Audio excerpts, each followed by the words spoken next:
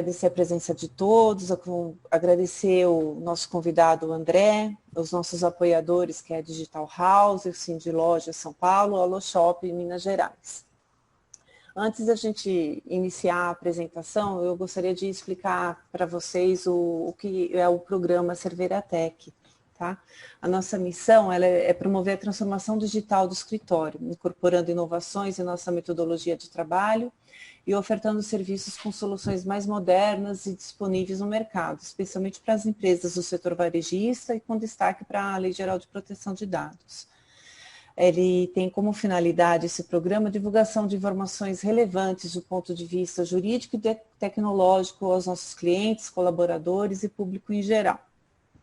Eu agradeço novamente a presença do André Galtieri, que nos brindará com os conhecimentos fundamentais aí na nossa atual era da informação, explicando o que é o Big Data, quais são os impactos dele na nossa vida e como a Lei Geral de Proteção de Dados interfere nesse contexto.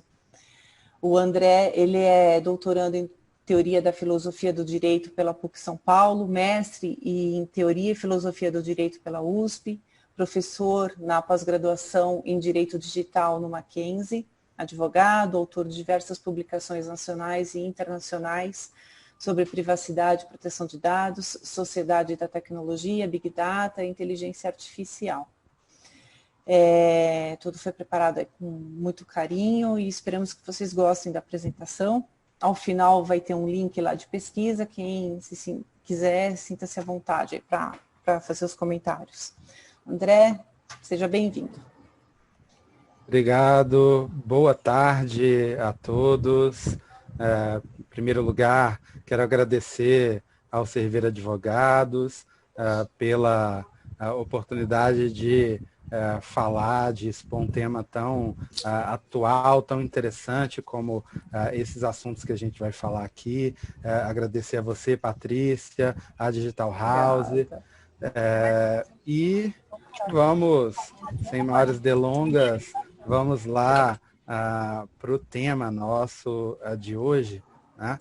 E o que eu pretendo fazer aqui hoje, então? Né? Como a Patrícia já explicou muito bem na introdução da exposição que ela fez, né? A gente vai falar de assuntos que estão assim, interligados. Né? Uma coisa depende da outra. Então, vou falar de Big Data, né? E como é que o Big Data impacta no mundo jurídico, no mundo econômico, e que tipo de relação, né, a gente pode encontrar entre essas questões que surgem a partir do Big Data, né, e as questões de privacidade e proteção de dados, que são questões que estão tratadas na Lei Geral de Proteção de Dados, que tanto impacto já gerou no nosso país, né, nos últimos anos, desde que ela foi publicada e no seu processo de implementação, que na verdade ainda está em curso. Né? Preparei uns slides, né, e vou compartilhar esses slides com vocês. Né? Então está aqui, deixa eu colocar no modo de apresentação. Está aqui. Né? Vocês estão vendo os slides, né? Só confirma para mim se está tudo certo. Tá, né? Então, está aqui o nosso tema de hoje, a apresentação, o meu mini currículo. Bom, a Patrícia já falou, não vou me demorar mais nisso daí. Né? Só vou falar de uma coisa que não está aqui, né? Como vocês podem ver, o meu background é o background da filosofia do direito. Eu venho da filosofia do direito, né? Eu fiz mestrado em filosofia do direito e, se Deus quiser, termino meu doutorado agora, no final desse ano. Né? Como é que eu acabei parando aqui, né? Nesses temas a respeito de direito e tecnologia? Né? Em resumo, né, quem se interessa por questões filosóficas, e eu sempre me interessei por questões filosóficas, se interessa por compreender as coisas. né? Quem tem interesses filosóficos tem um interesse em especial pela compreensão do mundo, né?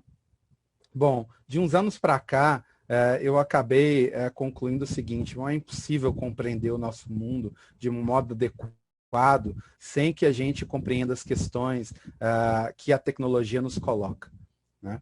Então, esse foi basicamente o motivo, e desde então, já tem alguns anos, que eu venho pesquisando a respeito desses temas, né? Privacidade, proteção de dados, inteligência artificial, direito e tecnologia de modo geral, né? Vamos começar, então, falando das questões ligadas ao Big Data, né? Eu trouxe aqui alguns dados para vocês, para ilustrar aquilo que eu quero mostrar, né? Então, aqui em primeiro lugar, a gente tem um estudo de 2011, né? E esse estudo de 2011 a respeito da conectividade, né? Se vocês repararem, no gráfico, essa linha que tem os pontinhos, né? E que sobe muito mais, né? É o número de aparelhos conectados à internet, né? Então, em 2015, a gente tinha 25 bilhões de aparelhos conectados à internet. Em 2020, o número dobra para 50 bilhões de aparelhos conectados à internet. Em comparação, né, olha só como é que a gente tem aqui o crescimento da população mundial nesse período, né?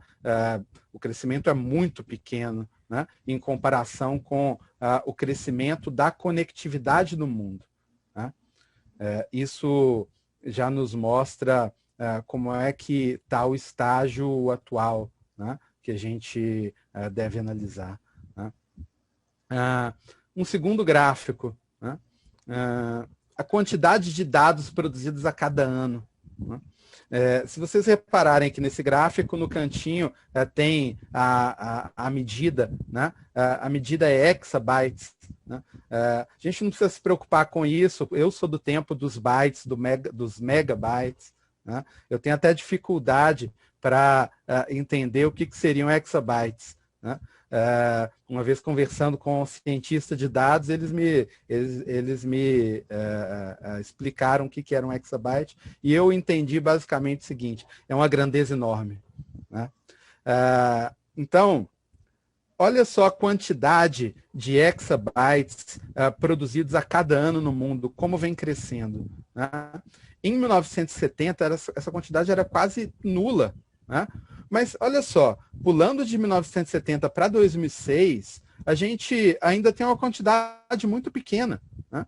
O salto, de fato, acontece aí a partir mais ou menos de 2010, né? Até chegar aí, ó, 2015. Hoje já está muito maior, né, se a gente for pegar dados de 2020, né? Olha como é que salta, né, de 2006 para 2015, em número de exabytes, a quantidade de dados produzidos, né?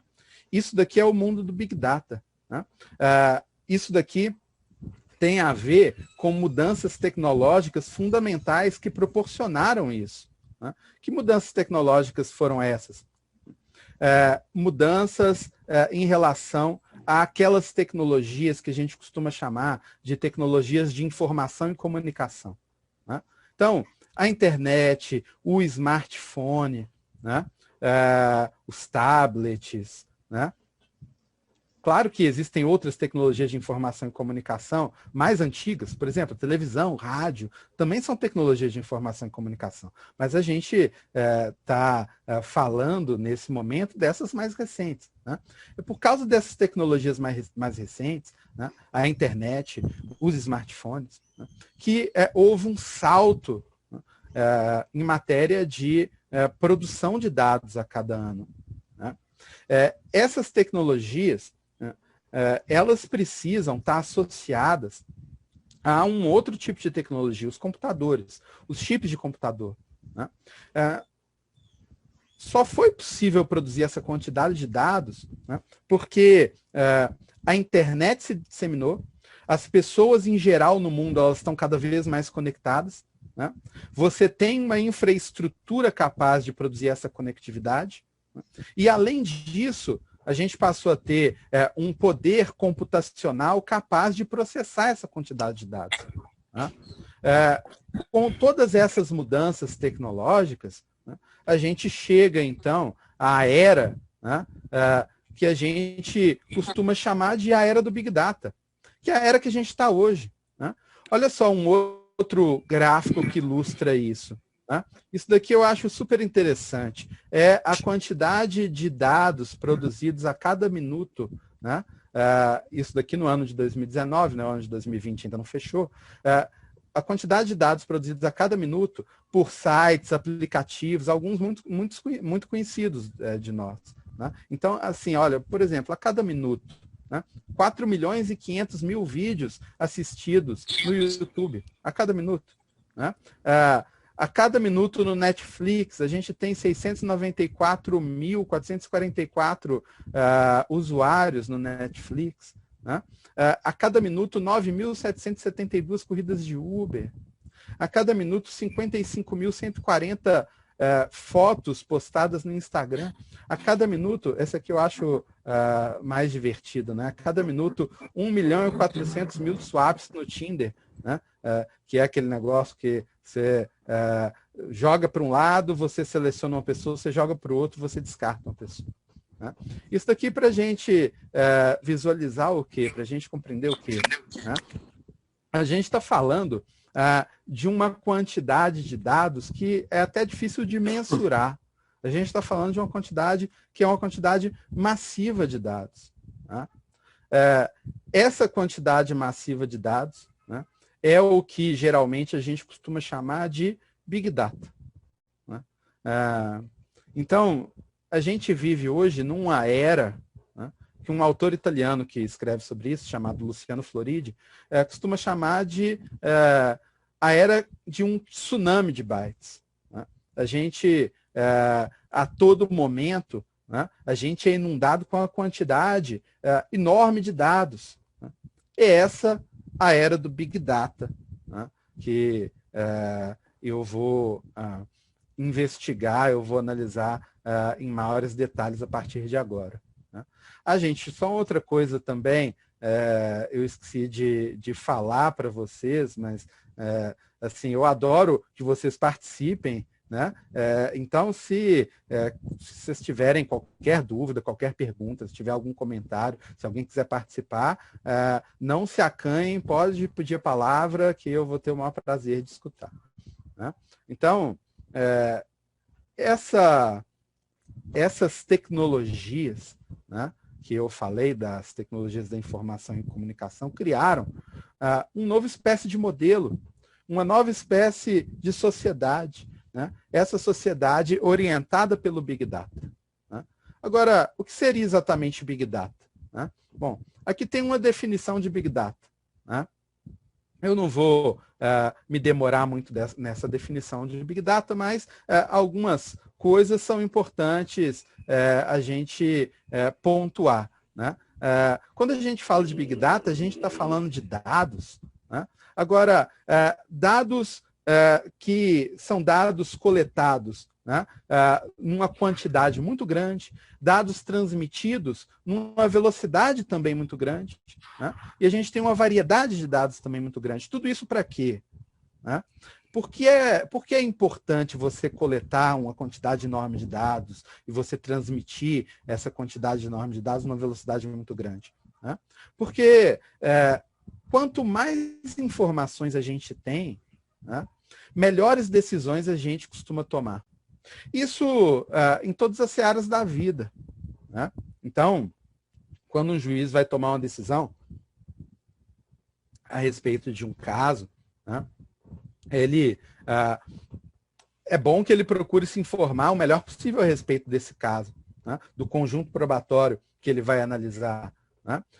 Quando uma empresa, né, do setor financeiro, por exemplo, vai conceder um empréstimo a alguém, ou não vai conceder um empréstimo a alguém, né, é bom que ele tenha uma quantidade muito grande de dados para poder tomar essa decisão. Né? Então, quanto mais informações a gente tem, né, em geral, melhores decisões a gente toma. Né? Por isso, o Big Data é tão importante no mundo de hoje. Bom, quando a gente fala, então, de Big Data, a gente está falando, então, nessa quantidade massiva de dados, né? A gente fala de um novo modelo econômico. Né? E aí eu entro, assim, no segundo momento dessa minha exposição. Né? Essas tecnologias de informação e comunicação, né?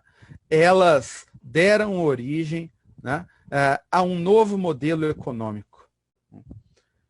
Que modelo econômico é esse?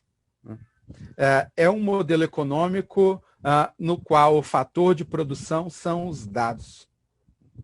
Se a gente for comparar com momentos anteriores na história humana, né, se a gente pensar, por exemplo, lá na antiguidade, lá na época dos romanos, né, o fator de produção era outro, né, o modelo econômico era outro. Se a gente está falando de uma economia baseada na agricultura, o fator de produção dessa economia é a terra. Né? Se a gente está falando de uma economia baseada, por exemplo, na agricultura e na escravidão, como era a economia romana, né? O fator de produção é a posse de escravos e a posse da terra. Agora, nesse novo modelo econômico que a gente vive, isso tem mais ou menos 2 décadas, tá? O novo fator de produção são os dados. Talvez vocês já tenham escutado aquela frase que já se tornou mais ou menos um clichê, né?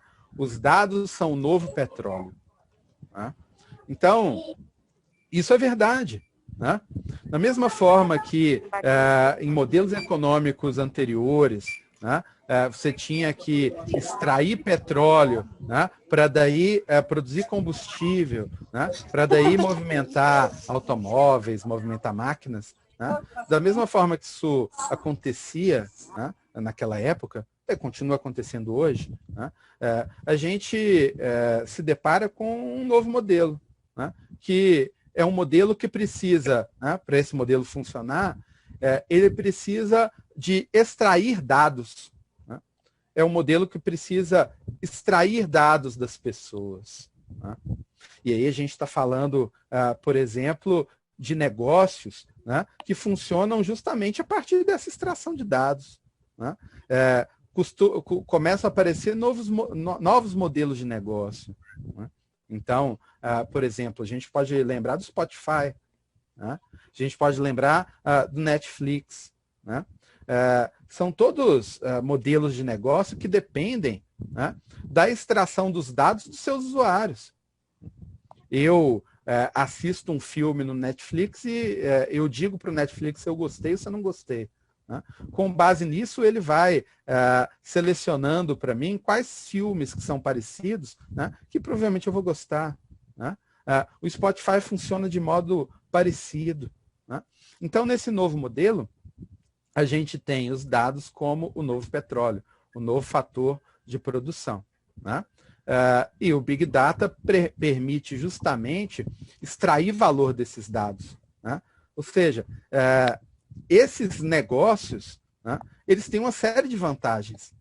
Porque, olha, imagina o negócio de um negócio de uma petroleira. Né? O negócio da petroleira é extrair petróleo. Né? Olha, para extrair petróleo, né, você tem um custo enorme. Né? Tem que fazer uma série de obras, você precisa de uma série de máquinas. Agora, para extrair dados, você tem um custo? Tem, mas o custo é muito menor. Né? E as pessoas, né, elas dão às empresas, muitas vezes, voluntariamente, os seus dados.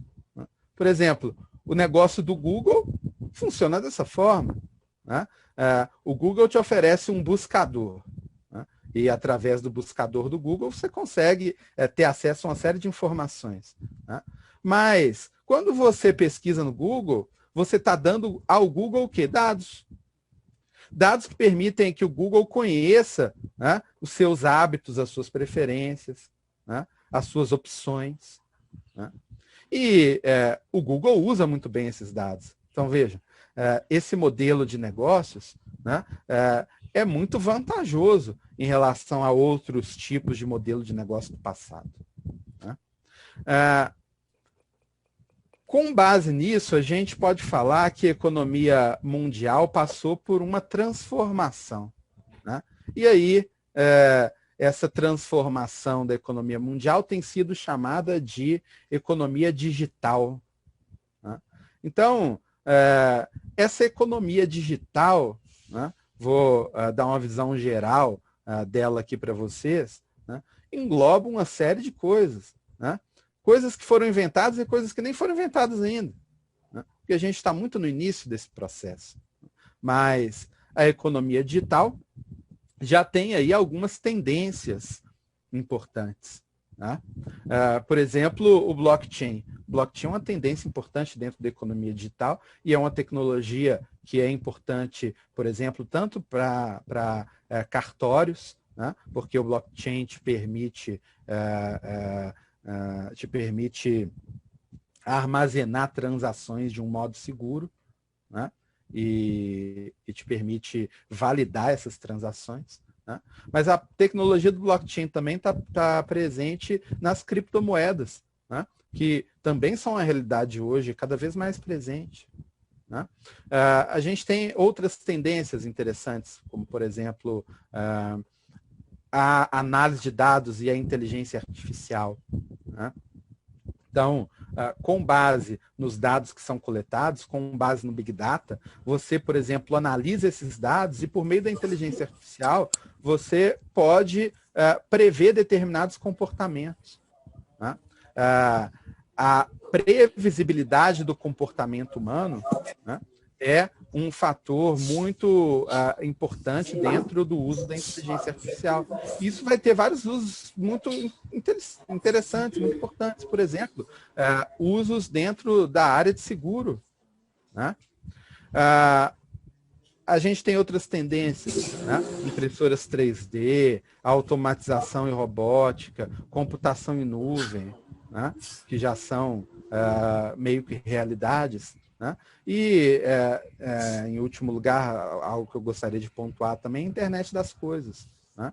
A internet das coisas também é uma tendência muito forte nos próximos anos. Né? Em resumo, a internet das coisas é o quê? Bom, é como se o ambiente doméstico das pessoas se tornasse cada vez mais conectado à internet. Né? Então, a sua geladeira está conectada à internet, a sua torradeira está conectada à internet, seu ar-condicionado, seu fogão está conectado à internet.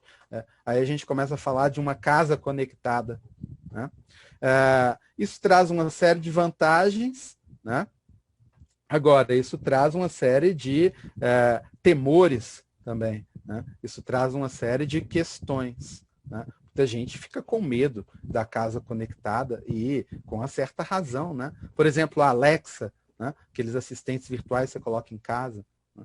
Fazem parte desse sistema. Né? Daí já dá para imaginar, gente, o seguinte, olha, se a conectividade ela vai ser cada vez maior ao longo do tempo, a ponto de você morar numa casa conectada, né? A quantidade de dados que vai ser coletada vai ser maior ainda. Né? E isso vai trazer uma série de questões, por exemplo, questões relacionadas à privacidade das pessoas, né? Que eu vou abordar um pouco mais à frente. E daí a gente precisa ter algumas preocupações que a gente encontra, por exemplo, na LGPD. Né? E daí as empresas que utilizam esse tipo de tecnologia, por exemplo, oferecendo determinados serviços, né? Elas vão ter que estar adequadas, né, aos parâmetros da LGPD.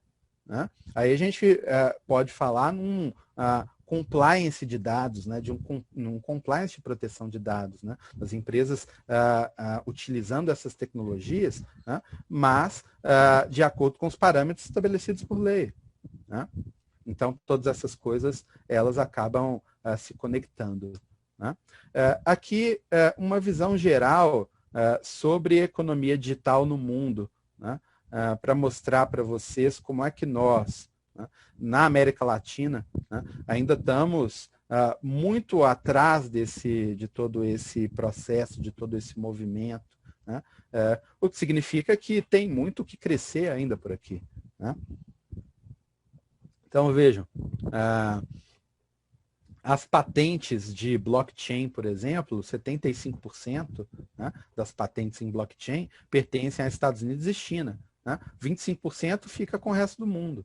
Né? 50% do gasto de internet das coisas, Estados Unidos e China. 75% do mercado de computação em nuvem, Estados Unidos e China. Né? O valor de mercado aqui das empresas, 70 maiores empresas, 70 maiores plataformas digitais, né? 90% do valor de mercado delas está com Estados Unidos e China. Né? Então, a gente tem muito o que crescer ainda em matéria de economia digital, né? No nosso espaço geográfico, que é a América Latina. Né? Bom, quando a gente fala de economia digital, então, né, é importante perceber uma coisa. Tem determinados setores, né, da economia que já se desenvolveram no mundo digital, né? Ou melhor, se desenvolveram a partir do mundo digital. Né? Então, a gente fala, por exemplo, do o Spotify, a Netflix, a Amazon, o Google, né? Facebook, né? Instagram, todos esses setores econômicos, né? Se desenvolveram já no mundo digital. Né? Agora, tem uma série de outros setores da economia, né, que já existiam mesmo antes da internet, que já existiam mesmo antes, então, do aparecimento dessa economia digital. Né? E esses setores, o que acontece com esses setores? Esses setores, eles acabam sendo também digitalizados. Então, a gente fala, né, de uma digitalização da economia. E o que é essa digitalização? Justamente esse processo em que os diversos setores da economia, né, acabam fazendo parte desse grande ecossistema de dados, né, desse grande sistema de Big Data. Então, por exemplo, o setor da saúde, das finanças, da logística, todos esses setores já existiam antes da economia digital, mas eles estão sendo, né, nesse momento, né, digitalizados. O setor da saúde, por exemplo, né, é um grande filão dentro da digitalização. Você pega, por exemplo, operadoras de plano de saúde, né? Elas passam a oferecer aplicativos que você baixa no seu celular. Através desses aplicativos, você faz uma série de coisas, faz uma série de pedidos, faz uma série de requerimentos. Você pode fazer uma consulta, uma teleconsulta. Né? O setor de finanças também é altamente digitalizado. Né? Então, as empresas que do setor financeiro, elas, por exemplo, já utilizam algoritmos para classificar as pessoas, né? E para determinar, por exemplo, taxa na concessão de empréstimo, ou mesmo se determinada categoria de pessoas não deve receber empréstimo daquela instituição financeira, e por aí vai. Né? E o varejo? Né? Bom, o varejo também é um outro setor da economia que já existia, né, antes mesmo do surgimento da economia digital, né, mas que, obviamente, como outros setores que eu já falei, né, foi impactado, está sendo impactado, vai ser impactado ainda no futuro, né, por essa economia digital. Né? Então, o varejo é um setor altamente digitalizável, né? Porque a digitalização no varejo é altamente benéfica, né? Para varejistas, para consumidores, né? Gera aumento de produtividade, gera aumento de eficiência. Né? Como é que o Big Data, né, portanto, pode afetar esse mundo do varejo. Aqui eu trago alguns exemplos, sem a pretensão de querer esgotar, né?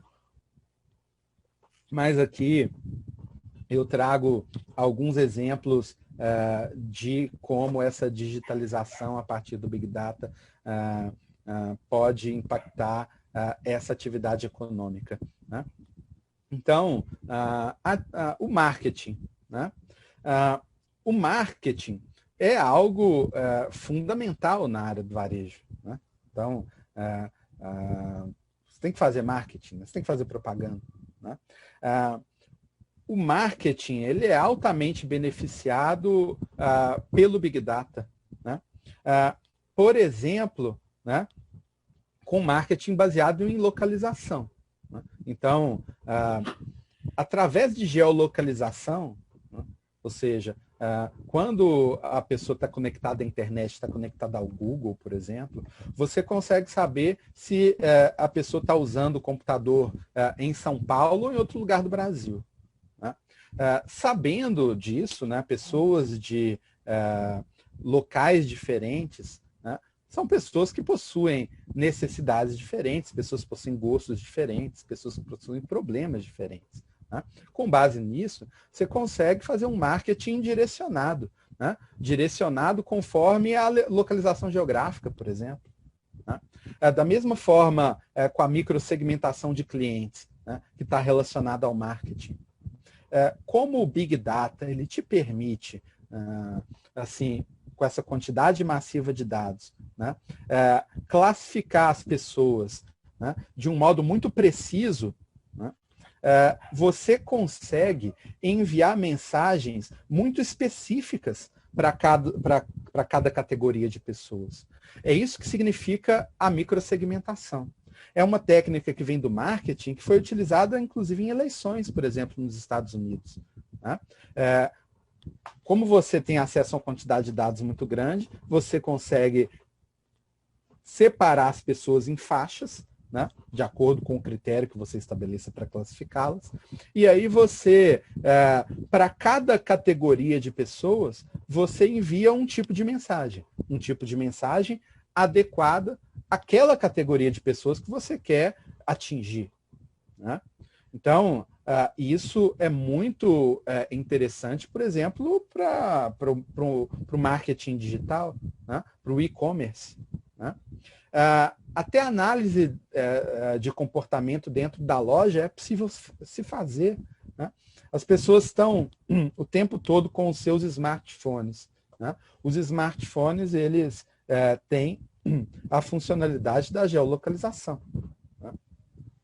Através da geolocalização dos smartphones, você consegue, por exemplo, você consegue, por exemplo, medir, né, que áreas da loja são mais atrativas para os seus clientes e que áreas da loja são menos frequentadas pelos clientes, né? Isso torna possível analisar uma série de coisas e propor mudanças, né? Eu vou tirar esse produto desse lugar aqui da loja e colocar nesse outro lugar aqui, né? E por aí vai, né? Da mesma forma, análise de sentimento de cliente, análise de hábito, né? Você consegue fazer isso analisando, né, o uso que a pessoa faz da internet, né? Até a posição do mouse pode ser analisada para ver onde é que a pessoa, apesar da pessoa não ter clicado, né, às vezes ela coloca o mouse em cima, né? Só de colocar o mouse em cima você já consegue verificar que a pessoa se interessou por determinada coisa, né? Análise de Big Data tem também aplicações, né, em relação ao gerenciamento de estoque, logística, né, serviço de comparação de preço também é muito interessante, né? Então, tem uma série de aplicações interessantes, né, que o Big Data pode oferecer à área do varejo, né? Por isso, assim, isso vale para a economia em geral, né? Os autores que tratam desses temas, os autores que tratam dessas questões costumam dizer, olha, é, na maior parte das vezes, né, uma questão, né, de sobrevivência, inclusive, né, que os setores da economia se digitalizem. Né? Então, você fazer o website do seu serviço, você divulgar o serviço nas redes sociais, né? Você divulgar o serviço em Instagram, em Facebook e por aí vai, né? Você utilizar bem o serviço do Google, né? De buscador. Né? Tudo isso é fundamental para o funcionamento de qualquer negócio hoje em dia. Né? Bom, e onde é que entra a questão da privacidade? Né? A questão da privacidade, como mostra aqui essa imagem, né? Ela está diretamente ligada, né, à utilização do Big Data. Por uma razão simples. Porque a economia digital ela só funciona, né, com uma coleta enorme de dados. E isso, obviamente, traz uma questão, traz um problema, né, para a privacidade das pessoas. Então, de umas 2 décadas para cá, né, isso começou a ser muito falado. Né? Bom, como é que vai ficar a privacidade das pessoas nesse novo mundo digital? Será que a privacidade ela vai acabar?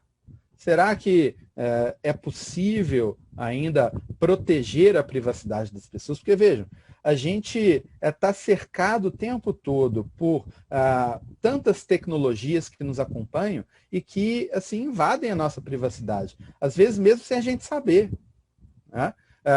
Por exemplo, câmeras de monitoramento nas ruas, nas avenidas. Né? Você está passando numa rua, você está sendo lá filmado.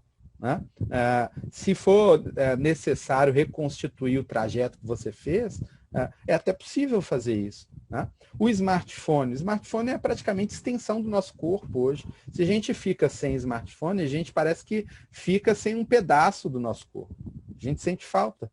Né? Só que o smartphone está o tempo todo, né, monitorando a sua localização. Né? Então, a questão da privacidade é uma questão que é seríssima nesse novo mundo digital. Então, precisa haver um equilíbrio. Né? E esse equilíbrio é buscado como? Esse equilíbrio é buscado através das legislações de proteção de dados. Né? Porque, olha só, a gente acaba vivendo uma espécie de sociedade, e esse é o temor, né, da vigilância. A gente é constantemente vigiado. Isso daqui é uma foto interessante que eu tirei de um artigo, né? Traz essa foto, né? Que mostra assim, como é que através da análise de dados você consegue saber uma série de coisas das pessoas e você nem precisa perguntar para elas. Né? A utilização que elas fazem da internet já te dá essas informações. Então, a gente começa a falar de uma sociedade, né, que é uma sociedade orientada por dados. Né? Bom, com isso, a gente começa a sentir a necessidade, né, de legislar sobre proteção de dados. Legislar sobre proteção de dados justamente para proteger a privacidade das pessoas. E esse esforço legislativo, né, eu estou vendo aqui, tem gente levantando a mão aqui, é que eu não consigo, às vezes, acompanhar o chat, mas acho que o Lucas, se quiser perguntar agora, ou se quiser deixar para depois, fica à vontade, Lucas. Oi, André, tudo bom? Oi, tudo. Opa, boa tarde aqui para todos os Boa ouvintes. tarde. Boa tarde. Eu só queria fazer uma pergunta, não sei se vamos deixar um horário ao final para perguntas, ou se a gente pode interromper. Como fica aí melhor? Fica à vontade. certo? Fica à vontade. Se encaixar agora na exposição, eu trato. Senão, a gente deixa para o final, não tem problema. Pode, Não, fica à tudo vontade. bem. Eu sou o Lucas, né? Eu trabalho no Cerveira também, e eu também estou no programa do Cerveira Tech, né? Tá. Então, e essa parte que você tocou agora, sobre a privacidade, a vigilância constante, né? Que a gente sofre no dia a dia, né? Ao sair de casa, você já está sendo vigiado, né? E às vezes, dentro de casa, você está sendo vigiado também. E isso é um desafio também para as empresas aí, especialmente do varejo, né? Porque elas vão ter o desafio aí, como você contou mais cedo, que elas vão passar a utilizar essas tecnologias, até por causa da concorrência, né? Elas não podem ficar para trás, então elas vão ter que buscar essas novas tecnologias para promover suas atividades. E isso vai gerar uma nova demanda, que é como adequar isso às novas regras, né, do jogo, a LGPD principalmente. Então, é isso que eu queria ver o que você acha disso, e principalmente aí no tocante da gente aliar a atividade da advocacia, né, consultoria jurídica, e a necessidade de ter um suporte também técnico ao lado, né, de um perito, de alguma pessoa dessa área aí de tecnologia da informação, para poder fazer os ajustes necessários. Que eu gostaria de colocar esse ponto e como você encara essa questão. Legal, legal. Perfeito. É essa a necessidade, né, que realmente já está surgindo e vai ser cada vez mais frequente. Né? Porque, assim, o conceito básico da Lei Geral de Proteção de Dados, né, ou um dos conceitos básicos da Lei Geral de Proteção de Dados, o conceito de tratamento de dados, é um conceito muito amplo. Né? Então, tratar dados, assim, praticamente toda atividade econômica faz. Né? Então, a lei, ela vai estabelecer uma série de pontos, uma série de atividades, né, que as empresas que tratam dados têm que realizar, têm que cumprir. Né? E é claro, quando você utiliza a tecnologia do Big Data, as tecnologias digitais, você trata mais dados ainda. Né? Então, o trabalho é ainda maior. Né? Então, a lei estabelece uma série de medidas que os chamados agentes de tratamento de dados têm que tomar. Né? E isso significa a necessidade de se realizar um compliance. Né? Assim, a lei, por exemplo, determina a necessidade de um mapeamento. Né? Ou seja, você tem que realizar um mapeamento de dados. Né? Você tem que, naquela atividade que você realiza, naquele negócio que você explora, né? Você tem que mapear quais são os dados que você utiliza no seu negócio. Você tem que fazer um mapeamento de dados. Né? Para isso precisa de uma estrutura, para isso precisa de pessoas que realizem isso. Né? Você precisa de uma política de privacidade, uma política de proteção de dados. Né? Então, você precisa elaborar essa política. Né? Então, a lei estabelece uma série de atividades, né, que os agentes de tratamento têm que realizar. Né? Além disso, a lei cria, inclusive, um novo cargo, né, que é o chamado DPO, né, que em inglês é Data Protection Officer. Né?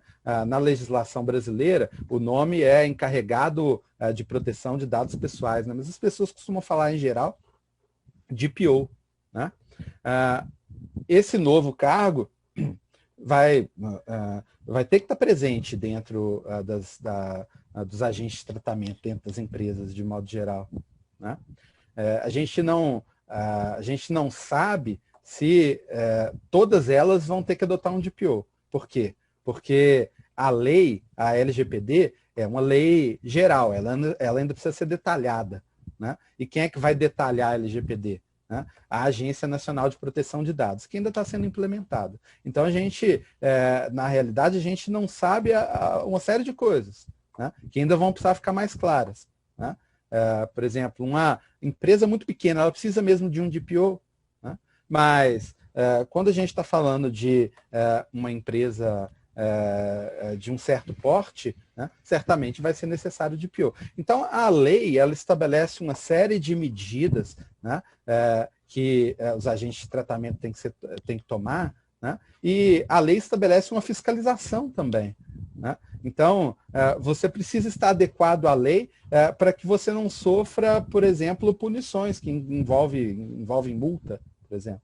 Né? Então, com certeza isso abre, né, todo um novo campo de preocupações do ponto de vista jurídico. Né? Vou falar um pouco mais, então, sobre essas legislações de proteção de dados e aí já encaminhando para o final. Né? As legislações de proteção de dados, elas, por causa dessa preocupação, então, com a privacidade, com a vigilância das pessoas, elas começam a surgir no mundo inteiro. Né? Essas legislações, elas surgem primeiro na Europa, né? E, mais recentemente, no Brasil. A gente está, inclusive, em relação à Europa, em relação a outros lugares do mundo, bastante atrasado, décadas atrasado em matéria de legislação. Né? Agora, qual que é o princípio básico dessas leis de proteção de dados? É justamente esse princípio da autodeterminação informativa. Né? O que significa isso? Olha, se eu sou o dono dos meus dados, né, os dados sobre o André são meus, são do André. Né? Se eu sou dono dos meus dados, eu tenho que ter o controle sobre o fluxo desses dados. Né? Ou seja, eu tenho, por exemplo, que autorizar ou não autorizar o uso desses dados. Né? Esse é o princípio básico. Mas a gente vai ver depois que a coisa é um pouco mais complexa do que isso. Né? Então, no Brasil, né, a lei que regula a questão da proteção de dados é a famosa LGPD, a Lei 13.709, né, de 2018. Né?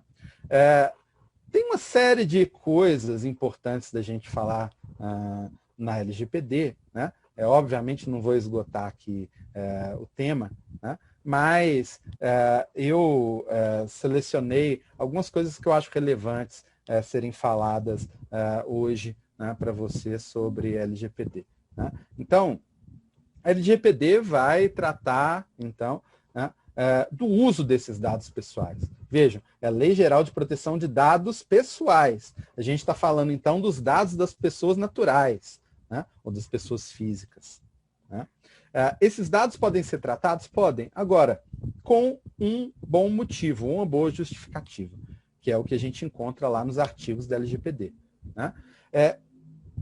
O que eu poderia dar como justificativa para tratar dados? Uma série de coisas que a lei te dá como possibilidade. Né? Em primeiro lugar, o consentimento. Né? O que, em primeiro lugar, passa pela nossa cabeça. Né? Que tem a ver com o princípio que eu acabei de falar. Olha, eu posso tratar dados de uma pessoa se ela me autorizar a fazer isso. Né? Agora, é um erro muito comum, né, que as pessoas em geral cometem, de achar que o único motivo para você tratar dados é o consentimento. Ou seja, eu sou uma empresa e eu tenho um modelo de negócios que implica no tratamento de uma série de dados. Né? Eu só poderia tratar esses dados em virtude do consentimento. Isso não é verdade. Tem vários outros motivos que me autorizam a tratar dados e que não tem a ver com o consentimento. O que significa dizer que eu não preciso necessariamente buscar o consentimento do titular de dados para tratar esses dados. Quais são esses motivos? Né? São vários, a gente vai passar a ver agora. Por exemplo, cumprimento de obrigação legal ou regulatória. Né? Bom, eu sou, por exemplo, empresa, eu tenho empregados, né? Eu tenho obrigações legais, obrigações regulatórias. Eu tenho obrigação legal com o INSS, por exemplo. Né? Então, eu tenho obrigação legal com a Receita Federal, por exemplo. Então, isso me autoriza a tratar dados dos meus funcionários e transmitir esses dados para esses órgãos. Né? Execução de política pública. Essa é uma justificativa para se tratar dados, né, que envolve a administração pública, o governo. Né? Porque a gente precisa lembrar que o governo, o Estado, ele também é atingido por essa lei. Então, para executar política pública, por exemplo, eu vou conceder auxílio emergencial para as pessoas por conta da Covid, eu preciso tratar dados, né? Eu não preciso buscar o consentimento de todas elas. Dá para compreender? Estudo por órgão de pesquisa também é algo que autoriza tratar dados. Por exemplo, o IBGE. O IBGE vai fazer um estudo, né, da população brasileira. Né? Ele pode tratar dados, né, sem o consentimento. É uma outra razão para se tratar, uma outra justificativa, né, ao lado do consentimento. Execução de contrato ou diligência pré-contratual também autoriza tratar dados. Né? Bom, se eu assinei um contrato com um determinado consumidor, eu assinei um contrato com uma pessoa de prestação de serviço, enfim, né? Esse contrato já me autoriza a tratar dados. Ele é, por si só, o motivo que me autoriza a tratar esses dados. Né? Eu não preciso buscar novamente o consentimento. Exercício regular de direito. Né? Bom, as empresas que tratam dados, elas também podem ser demandadas judicialmente. Né? Você pode tratar esses dados, por exemplo, para se defender num processo. Proteção da vida ou incolumidade física também é algo que autoriza o tratamento de dados. Por exemplo, na Covid, na época de pandemia, isso daqui é muito interessante. Né? Isso permite, por exemplo, que uma empresa ela meça a temperatura dos seus funcionários, né, todos os dias, dentro de uma fábrica, por exemplo. Isso é dado pessoal. A temperatura da pessoa pode mostrar algo sobre a pessoa, pode mostrar se ela está infectada ou não. Né? Esse seria o motivo para fazer esse tipo de medição. Né? Tutela da saúde, isso daqui se aplica, por exemplo, aos planos de saúde, aos hospitais, né? Interesses legítimos. Isso daqui é um coringa, né?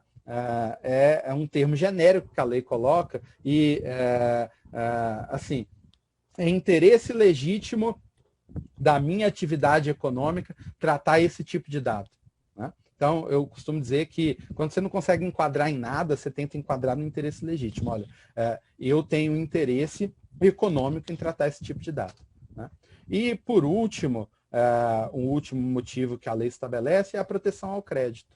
Né? Então, isso daqui cabe para as instituições financeiras. Né? As instituições financeiras podem tratar dados das pessoas, né, em virtude da proteção ao crédito. Então, vejam, o consentimento é um entre outros motivos para se tratar dados, não é único. Né? A gente não pode cometer esse erro. Né? Agora, seja lá qual for o motivo para se tratar dados, o fundamental é entender o seguinte: a lei estabelece que os agentes de tratamento, ou seja, por exemplo, a empresa que trata dados, ela só pode tratar os dados que sejam necessários e adequados àquela atividade. Né? Ou seja, se eu sou uma empresa que vende determinados produtos, né? Se eu sou uma empresa, sei lá, que vende produtos de informática, né? Eu não preciso de todos os dados a respeito dos meus clientes, eu preciso de alguns. Né? Eu não me interessa saber, por exemplo, a respeito de orientação sexual, por exemplo, de posição política, por exemplo, de etnia. Né?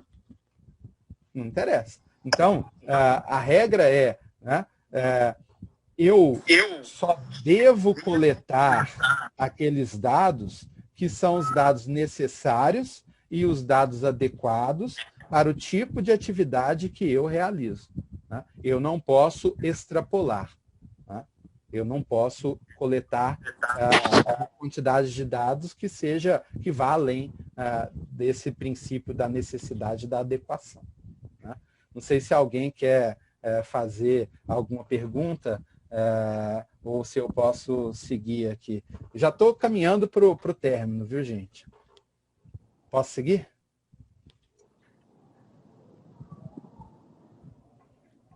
Então, beleza. Então, vamos lá. Eu falei, então, a respeito da Autoridade Nacional de Proteção de Dados. Né? Essa Autoridade Nacional de Proteção de Dados é fundamental, gente, na arquitetura dessa lei. Né?